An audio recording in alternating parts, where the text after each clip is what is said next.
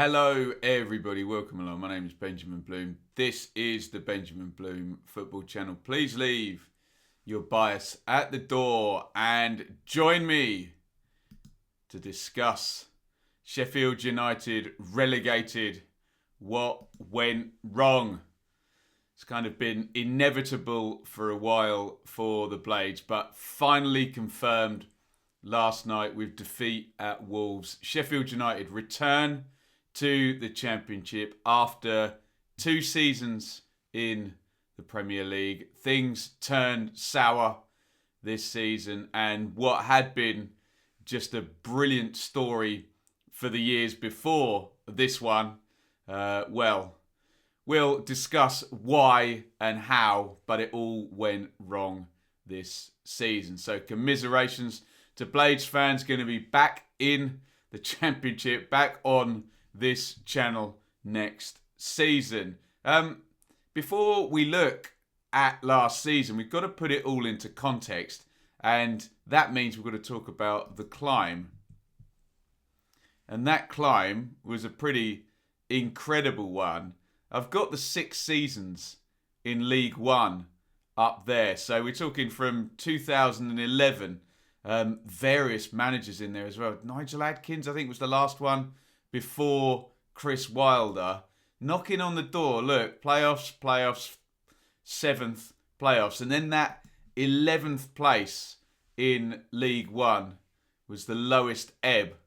And in comes Chris Wilder. And from then on, we all know the story. Look at that. First place, 100 points. And during that season, Chris Wilder, I think Alan Neil was there with him from the start, happens upon the 3 at the back, and away we go into the Championship, 10th. But we're already starting to see this wildly innovative, thrilling team who are risking defenders up the pitch. And how do you track these runners? Where are they coming from? And really brave, innovative, and of course second place in 2018.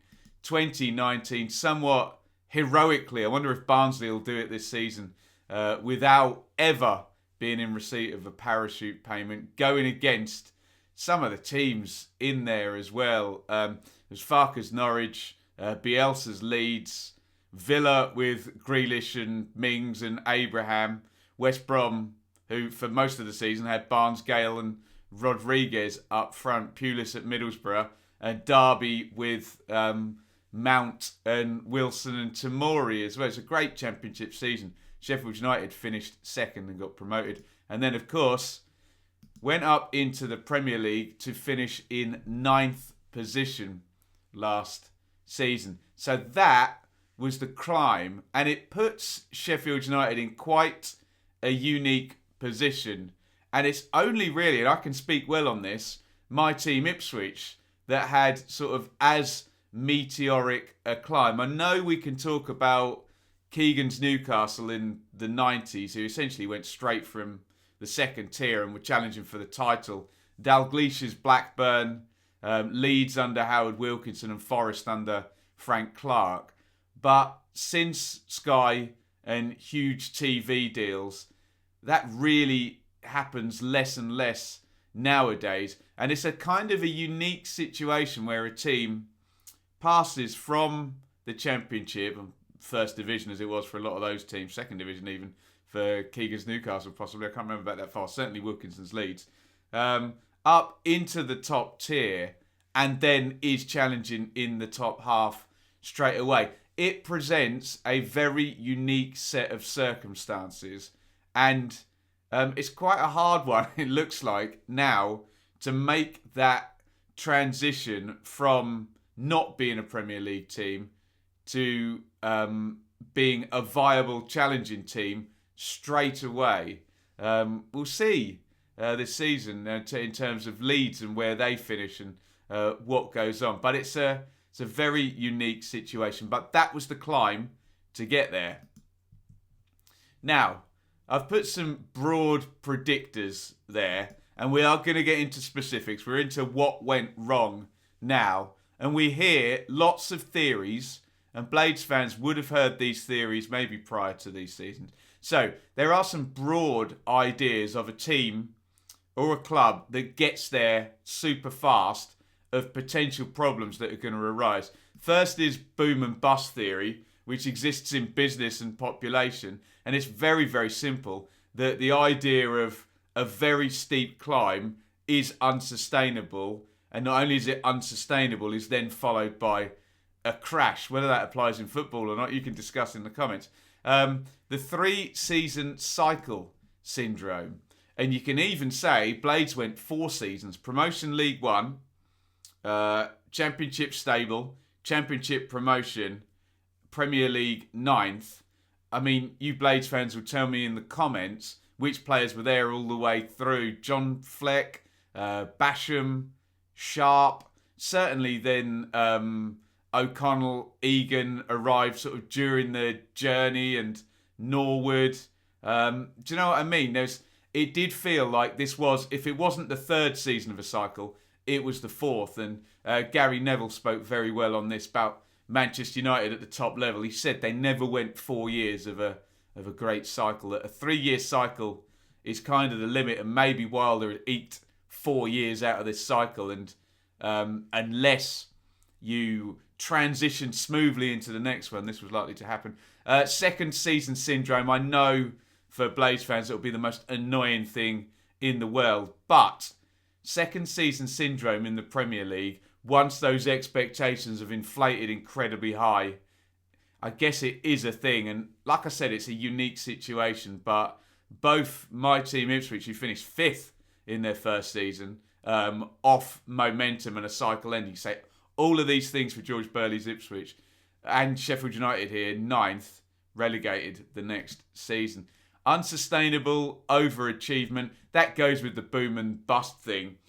Is the line reasonable of improvement, or is it ridiculous? And for Sheffield United, it was ridiculous, wasn't it? They just overshot every 100 points, stable, promoted, 9th. They overshot at every occasion. A good first season would have been, for Wilder, would have been a playoff win. But they finished 1st with 100 points. Stabilising the Championship, okay, that was the one.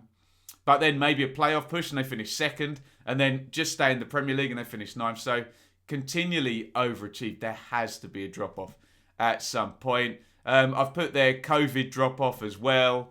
That applies to all teams, but it's not something you can ignore.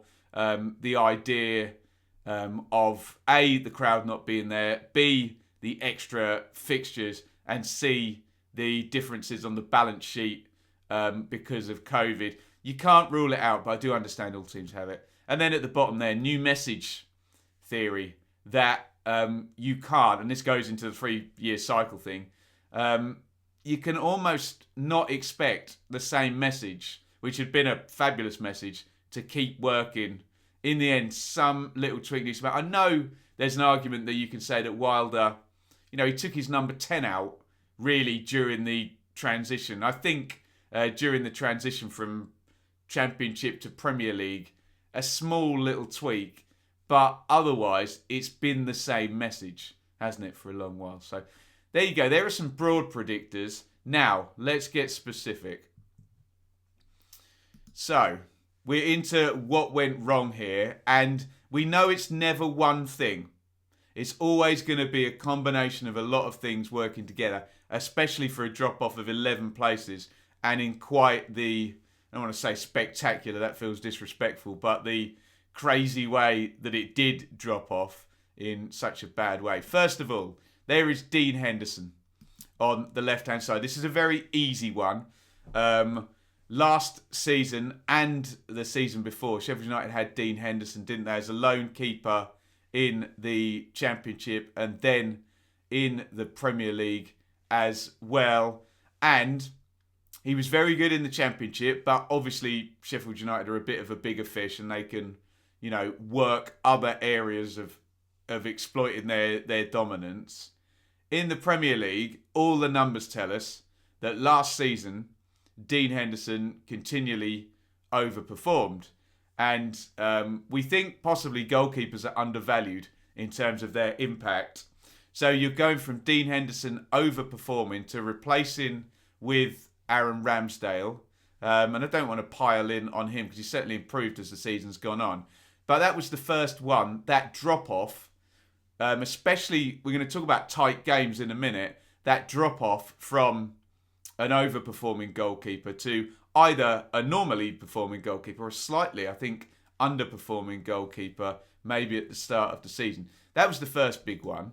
The second one, look at the top there, top left, 439 against 39. That was the goals scored and against for Sheffield United last season. And you don't have to be Stephen Hawking to figure out, A, that's not many goals. It's 39 in 38 Premier League games. And B, it's a neutral goal difference. It's completely even. So, I think the numbers tell us that Sheffield United mastered winning the tight game and made the most of what they had last season. Remember, if you're on fine margins, we saw with Swansea in the Championship recently, fine margins, then all of a sudden crash and they lost 4 games on the trot. When fine margins go, the points per game tails off. So, fine margins already, and you're changing one of the best performers in Henderson in the team straight away. Top right, Jack O'Connell, out for the season pretty much straight away. It's not the only injury blow that Sheffield United had, but it was a huge one because we talk so much on this channel about balance. And yes, we also know that teams would now have done work on, wing-back's got the ball, wing-back comes narrow, centre-half comes blitzing up the outside of them. That was the thing, wasn't it? We all knew about it from watching the Championship and watching Sheffield United, but all of a sudden these Premier League pundits and fans are bewildered by the system. But Jack O'Connell was key to it, the left centre-back, and immediately does that unbalance you we saw at the start of the season. Oh, now you're moving Ender Stevens to accommodate, and all of a sudden, if there's another injury there, this fabled back five and Dean Henderson behind is completely not what it was. And then I'm just putting the goals for the 2019-20 season. You can see Lys Mousset, 6, McBurney, 6. They're strikers. Then we're into central midfielders. Fleck, Lundstrom, Sharp got 3. McGoldrick got 2. Nobody scored very many goals, did they?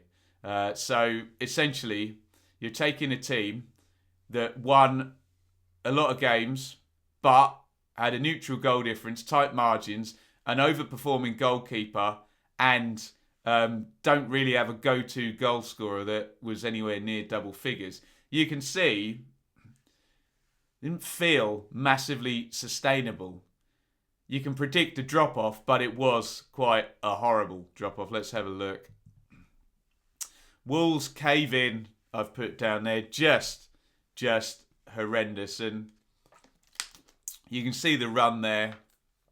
17 games, no victories, 15 defeats. Just an awful start. So all of the factors we've just spoken about over the last 5 minutes, throw them all into a pot and stir it up, and you get the biggest SHIT storm at Sheffield United. Obviously, when the season started, it did feel, were they getting a bit unlucky here? I remember, I think O'Connell gets injured in the second game. Is there a red card in the second game? Was it John Egan gets sent off? Or was it certainly within those first 2 games, Egan and O'Connell, possibly a bit of a strange sending off with Egan and Mings. And then against Arsenal as well, David Luiz could have been sent off. And it felt like small margins turning the other way, a little bit of bad luck. I don't know. We were making excuses early on, and the results just didn't come, did they? And all of a sudden, the single goal defeats, and then you get a 4-1 in there and a 3-0 and, all of that good stuff. And then you're into this horrible, excuse me, I sound like Paul Cook. You're into this horrible run. And it's a record-breaking run as well. Look at that. 16 up to Joe. Sheffield United are winless in their first 16 Premier League games, equaling QPR's record in 2012-13. And it's almost like after 17 games, so you're 2 off halfway there. It's almost done already, isn't it? You're then looking for 2 points per game. If we believe Big Sam and say 1 point per game, put you at 38, and you do very little, nearly 0 points in virtually the first half of the season, then you know it's already done. And that slide all of those factors together and, a little bit of a cup comfort. The first win of the season does come. And then we do get some wins for Sheffield United. You can see 1, 2, 3, 4, 5, 6 wins in 9 games. 3 of them are in the FA Cup against League One Bristol Rovers, Plymouth and Championship Bristol City. But they do then get league wins against Newcastle, crazy one against Manchester United and against West Brom as well. So a little spike, and then essentially you're hoping that spike sort of rides itself out. That not it continues at the same rate, but even if it had sort of just regressed a little bit, but I don't know, 1.3 points per game as opposed to 0.5, but unfortunately back down it comes. And you can see in terms of league, after that West Brom win, another 1, 2, 3, 4, 5. Another 5 defeats in 6th with the win against Aston Villa. We've gone through March now and we are still 0.5 points per game, which is just nowhere near where it needs to be. And there's some stuff ticking away in the background now with Chris Wilder and the ownership, Prince Abdullah. And then, shockingly, the end of an era. Friday the 12th of March, Sheffield United are set to part company with manager Chris Wilder. And just a quite sad moment, because I remember as Sheffield United were going up and then doing what they did in the first season, a lot of Sheffield United fans were rightly saying this is the best team they've seen in their lifetime supporting, and the best manager as well. And it's just such a shame. I know it's football management, so in the end pretty much everybody gets fired, don't they? Nobody goes on their own terms. But in the background there, bit of tension between Prince Abdullah and Chris Wilder. I don't want to go too much into that. We did a video at the time that was pre-Prince Abdullah's long interview, where, if you take everything he says at face value, maybe it alters your opinion slightly. What it doesn't alter my opinion on is that it's sad that it didn't work out. But we're then bringing up recruitment and what Sheffield United did to actually improve, and we go back to the 3-year cycle, that team that had already done 3 very, very good years.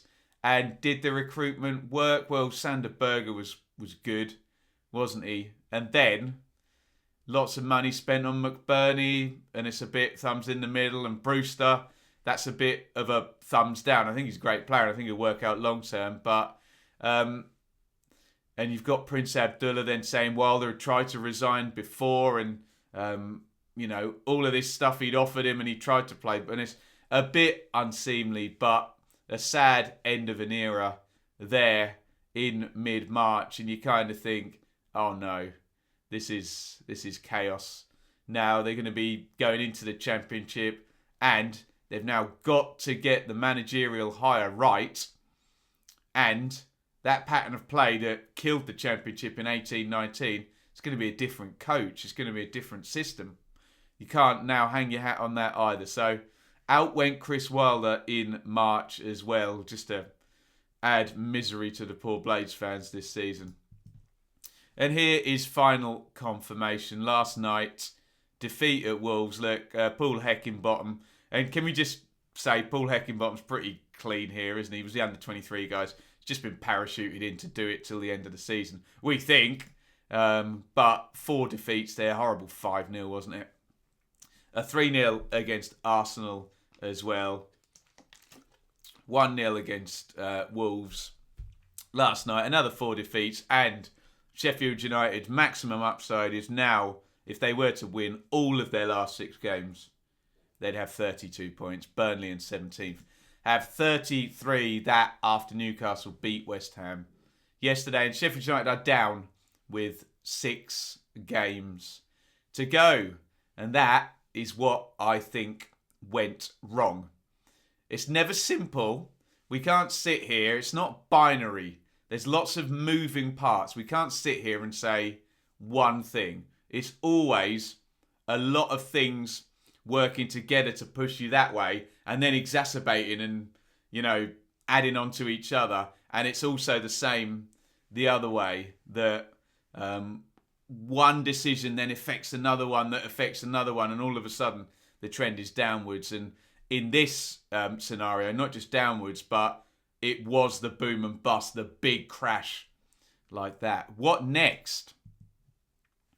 There's the squad for next season, or the current squad.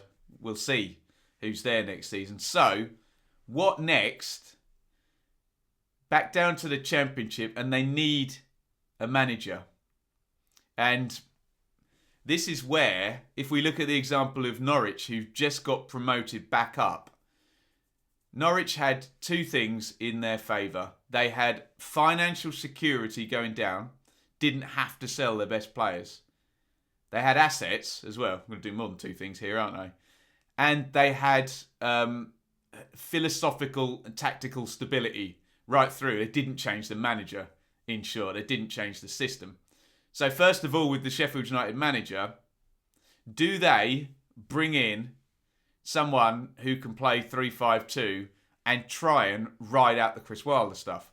The first name that comes to my head is Steve Cooper, the Swansea manager. 3-5-2 guy, knows the Championship, may or may not go up with Swansea this season. Do you try and fit a manager to the squad of players you have already? Or do you bring in a new guy and say, there you go, there's the club, do what you need to? If that means no more flying wing-backs and centre-halves way up the pitch and Ollie Norwood dropping in and Fleck getting forward and 2 up top and a number 10 like they had in the Championship, if that is no longer a thing and it's going to be a 4-2-3-1 or a whatever, then all of a sudden you can take out that thing that is so helpful of that. Can you keep the pattern of play and the philosophy the same? Then it's just recruitment, isn't it? I don't know about the financial side. We've heard a lot about Blade's wage structure. I don't think they're going to come down in a terrible financial state. I mean, they've spent, haven't they? They have spent, and I suppose there hasn't been that many sales. Look, we'll see. We'll see if players are flying out the door when they come down. Then you'll know what the financial state is. But if you took comparing a Norwich and a Bournemouth this season, Norwich came down and kept Pukki, Buendia, Aarons. Bournemouth came down and sold Ramsdale, as Blades fans will know, Ake and Wilson. And you could argue, if Bournemouth were in a position to keep Ake, Ramsdale and Wilson, they'd probably be a fair few points closer to Norwich and a bit more of a viable promotion push. So it's now about stability. If you can do that whilst changing a manager, though, it's going to be tricky. However, let me just pick this out. Let's assume they do have a 3-5-2 and they're going to keep Ramsdale. Let's assume that they're going to sell Jack O'Connell and Sander Berger. They would seem to be the 2 biggest assets, and I don't know whether Rhian Brewster's a bit damaged goods after the last season in the short term. Maybe they could cash in chips there if someone wants the gamble there. But you can pick out a team there. You know, if John Egan stays, can add Jack Robinson and Kean Bryan. And can you still get more out of Chris Basham? Maybe. Wing-backs, you still got Ender Stevens and Jaden Bogle, maybe. Max Lowe, George Baldock. Got players. I don't know whether someone will take Stevens. It's always you always think when teams get relegated that Burnley are going to sign their players all for 10 million quid or something, or one of the teams in Watford that, Watford would go up and then pinch Ender Stevens or whatever. Who knows? Then in central midfield, do you need to freshen up? But you've still got Fleck, Norwood there. We know Lundstrom's contract's up. Up top in the Championship, you have to say McBurney and Brewster have both done well in the Championship. Does it need a freshen up? Am I, in this video, talking about two contradictory theories? One, that you need stability, but two, the 3-4 year cycle. Do you go again with Basham, Norwood, Fleck, etc.? It all will feel samey. Would that work? I don't know. Oh, the proof is in the pudding next season for Sheffield United. Let me know your thoughts in the comments on managers and recycling. And, a new broom often doesn't really tend to work with 10 players out and 10 players in and a new manager as well. Unless you're really spending big and the exponentially high quality of those players then rides out the chaos caused by the churn in recruitment and the new manager and new philosophy. I don't know whether Blades are going to be in that position, are they? Anyway, we're in ifs, buts and maybes. What we do know is that Sheffield United are relegated. And that is a long laundry list of the things that went wrong. Let me know what you think on my hypotheses here. Stick your own in the comments. I appreciate certain Blades fans might, have already figured all of this stuff out and might really not want to be engaging in this discussion. Just want to get into next season. So if that's the case, speak to me about next season then, and who would you like to see in the dugout? Do you rip up and move away from the 3-5-2 and then possibly some of those players, Basham, Egan, O'Connell, Baldock, Stevens, Fleck, Lundstrom, Norwood, Sharp, McGoldrick, do you start to move away from those players and it's really a new era? Let me know what you think, and in the politest way possible, welcome back. We had a great relationship with Sheffield United fans on the channel here. Me living vicariously through their brilliant journey. Always had a great time. Always stopped and talked to people at Bramwell Lane who watch the channel. So welcome back. We'll be here each and every week. Preview, review, watch along, news, everything Championship. So do welcome back, Sheffield United fans. Great bunch, and I had a great rapport with them. Get your comments in. That was Sheffield United and what went wrong this season. Over and out. Thank you so much for watching. If you enjoyed this video, please hit the like button to see more videos from this channel. Hit the subscribe button and to be notified every time we upload. Ring the bell for those notifications to come through on your device. If you really want to support the channel and me as a content creator, I will be eternally grateful if you head over to the merch store and grab something, or support over on Patreon, patreon.com/Benjamin Bloom. Thank you for your time. Go and watch another video.